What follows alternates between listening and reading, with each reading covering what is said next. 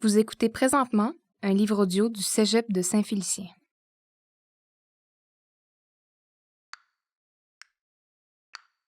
«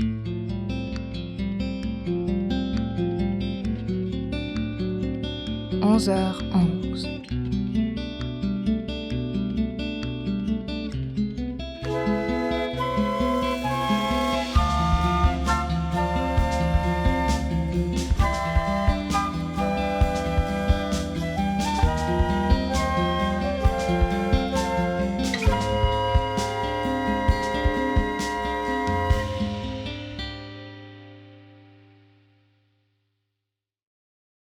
Pour tous ceux dont l'espoir s'étiole, il vous reste des rêves à poursuivre, à vivre, à réaliser. Ne laissez pas la peur vous en empêcher.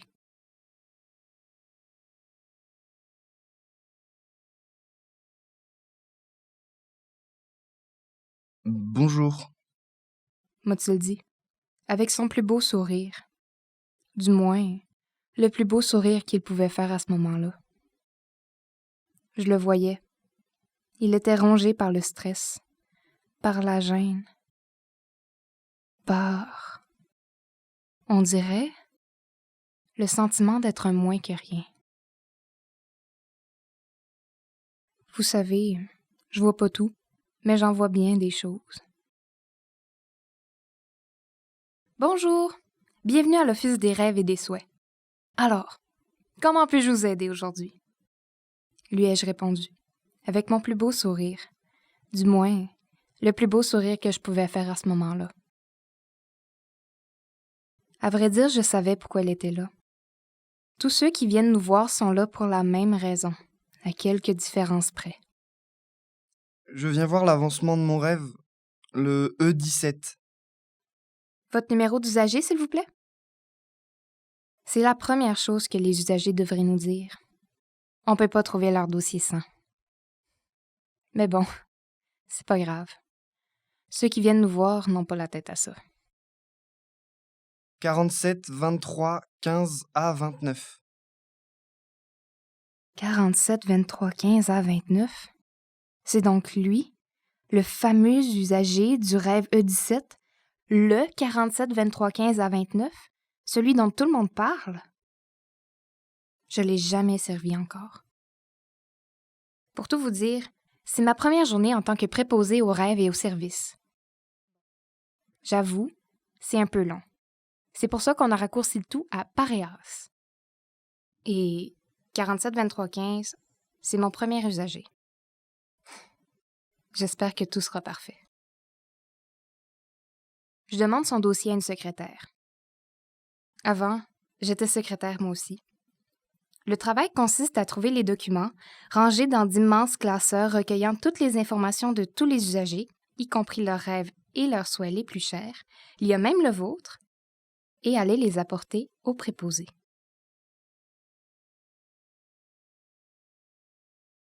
Après un moment, on finit par venir me déposer son dossier sur mon bureau. Je l'ai encore jamais vu. Enfin, je veux dire que j'ai jamais vu plus que le carton brun qui recueille tous ces fichiers, papiers et informations. Aujourd'hui, je peux enfin l'ouvrir, découvrir ce qu'il y a à l'intérieur et voir où en est rendu le fameux rêve E17. Tout le monde en parle de ce rêve, de cet usager. Tous les directeurs, tous les employés, même le concierge connaît la fameuse histoire de l'usager 47 23 15 A29 et du rêve E17. Ça doit être parce que c'est un rêve important, qui changera la donne de plusieurs personnes, peut-être même tout un pays. Si 47 23 15 s'accomplit, il finira peut-être par trouver un traitement miracle contre le cancer. Ou il deviendra riche. Ou mieux encore, il rendra ses parents fiers. De nos jours, c'est primordial de s'accomplir et de réaliser ses rêves. Si vous voulez pas finir comme... avec...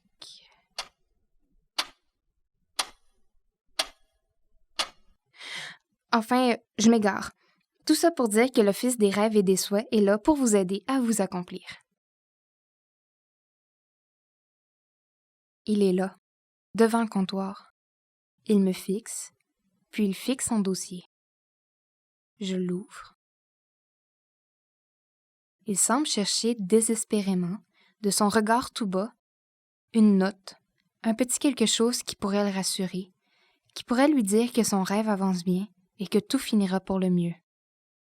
Ça le gruge. Je le vois. Je lis. Je feuillette. Je retourne la feuille. Je relis. Mes yeux s'arrêtent sur 47 23 15 A 29. Rêve E17. Rêve bloqué. Quoi? Rêve bloqué? Mais c'est quoi ça, rêve bloqué? Il n'y a même pas de code, même pas un tout petit rêve irréalisable, faux rêve ou même un cauchemar. C'est ma première journée en tant que préposée. C'est mon premier usager et je sais même pas quoi dire. Je l'ai regardé et je lui ai fait un petit sourire. Du moins, le plus beau petit sourire que je pouvais faire à ce moment-là. Le petit sourire, c'était pas un sourire de malaise. C'était un sourire qui me laissait le temps de réfléchir à ce que je devais faire. Rêve bloqué. Il doit bien avoir une raison. Je peux pas lui demander ce que c'est son rêve. Ce serait une entrave grave au code de vie et professionnel de l'Office. Je peux peut-être demander un suivi? Est-ce qu'il y a plus d'informations? Il y a juste des notes au stylo rouge qu'une autre paréasse a écrit à la va-vite. Son rêve, ce sont toutes ces étoiles filantes, tous ces souhaits de bonne fête, tous ces trèfles à 4 feuilles, tous ces sous-noirs dans une fontaine, tout. Il le souhaite depuis déjà 4 ans. Et c'est tout ce qu'il y a. Il n'y a rien d'autre dans son dossier. Pourtant, ça fait longtemps qu'il fréquente l'office. Comment je suis censée faire mon travail? Comment savoir quel département aller voir? Comment l'aider à réaliser son rêve? Allez, ça suffit de penser dans le vide. À un moment donné, il faut arrêter, il faut agir. Je le regarde et je lui dis « Venez, c'est parti. » Quoi? M'a-t-il répondu, bafouillant, les yeux ronds. On lui a toujours répondu « Votre rêve avance bien. Il sera bientôt réalisé. » Quand? Ah, l'Office ne peut pas confirmer une date. On ne presse pas les rêves ici. On les traite avec soin. Je saisis le dossier d'une main et avec l'autre, je lui prends la main. Je le traîne avec toute mon énergie enthousiasmante et habituelle vers le département social. Le département social, c'est le département de l'entraide. Parfois, pour réaliser le rêve de l'un, on a besoin d'un petit peu du rêve de lui et d'un petit peu du rêve de l'autre. Pendant qu'on se dirige vers les bureaux, je pense. Et si c'était des mensonges ce qu'on lui avait raconté? Tout ce temps. Et si, la première fois qu'il était venu, il y a déjà des lustres, son rêve était déjà jugé comme irréalisable et qu'on l'avait bloqué. Nous lui aurions fait des faux espoirs. Tout ce temps? C'est pas dans le code d'éthique de l'Office. Il faut aider les gens à réaliser leurs rêves, coûte que coûte. On peut pas les laisser finir comme... avec... Enfin, mais qu'est-ce qui se passe avec lui? On est arrivé devant le bureau du directeur du département. Je laisse 47 23 15 dans le couloir. Je rentre et referme la porte derrière moi. C'est pour pas qu'ils nous entendent. Question de confidentialité. Ironique, n'est-ce pas? 47 23 15 A 29. Le rêve a 17. Ah! Lui! Le rêve est bloqué, tu sais, hein? Quand un rêve est bloqué, ben, il est bloqué puis on peut plus rien faire. Dis-lui qu'il sera réalisé un jour puis il va finir par changer de rêve. Sale crapaud. Ces paroles creuses m'arrêteront pas.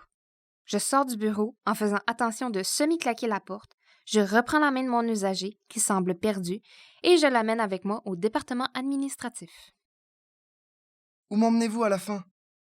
Arrête de t'en faire puis pense plus à rien, ai-je répliqué, d'un ton fort et assumé, fort et dérangeant. On s'en fout, ces gens l'ont abandonné. Non, je ne peux pas. J'ai vraiment le droit d'être ici. Je ne pense pas, Bredouilla-t-il, en faisant le cheval borné qui veut plus tirer son attelage. Allez, bouge-toi, agis! Je sens qu'on fait avancer les choses. Allez, viens! En disant ça, nous étions déjà rendus au prochain département. Bureau du directeur. Abandonne l'usager devant la porte, cogne, confirmation pour rentrer, main sur la poignée, tourne la poignée, pousse la porte, entre, referme la porte derrière moi. Ah, lui. Faut arrêter de m'achaler à la fin. C'est une cause perdue, celui-là. Vous le savez. Oh que si, vous le savez, mais vous faites votre tête dure, comme d'habitude, hein? On vous connaît pour ça. Revenez plus me voir pour ce maudit rêve 17. C'est compris? Sale corbeau, ces paroles creuses m'arrêteront pas. Je me retourne, main sur la poignée, tourne la poignée, pousse la porte, sors, claque la porte derrière moi. Prends la main de l'usager, cours vers le département de psychologie. Cette fois-ci, je l'amène avec moi dans le bureau. Il me regarde les yeux ronds. Silence dans la pièce. Après un moment, on finit par nous dire « Mais qu'avez-vous besoin de savoir? Pourtant, tout y est dans son dossier. Regardez-le. Regardez son dossier.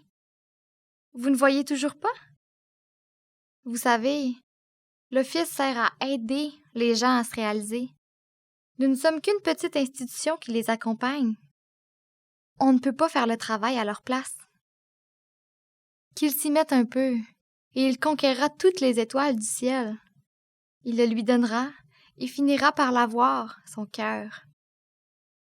Qu'il y croit un peu, et il se réalisera, lui et son rêve. » Sale! L'usager me saisit par le bras. Il me regarde. Puis il regarde l'horloge. Elle indique 11h11. Il me regarde à nouveau. Il y a quelque chose dans ses yeux qui a changé. Vous savez, je vois pas tout, mais j'en vois bien des choses. Il m'a fait un sourire, le plus beau sourire qu'il pouvait faire. Il est parti, avec cette lueur d'espoir dans les yeux. Tout son cœur et toute son âme semblent être possédés par une énergie nouvelle et chaleureuse. Je le laisse partir. Il semble savoir où il s'en va. J'ai regardé à nouveau dans son dossier. Je lis. Je feuillette. Je retourne la feuille. Je relis.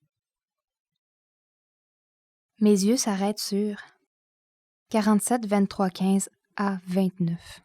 Rêve E17. Rêve en cours de réalisation.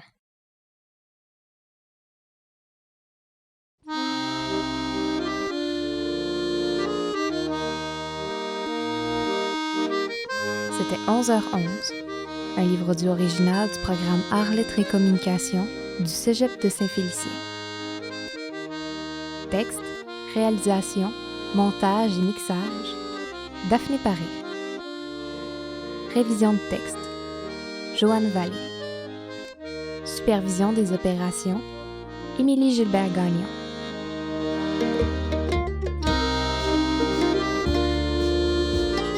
Avec les voix de Sacha Brandia, Marie-Lou d'Amboise. Dylan Bélanger. Félix Côté. Rosalie Guy. et Daphné Paré. Avec les compositions originales de Franck Gilbert. Merci à Cédric Cadoret-Martel et à Laurie Caron. Une production du Cégep de Saint-Félicien.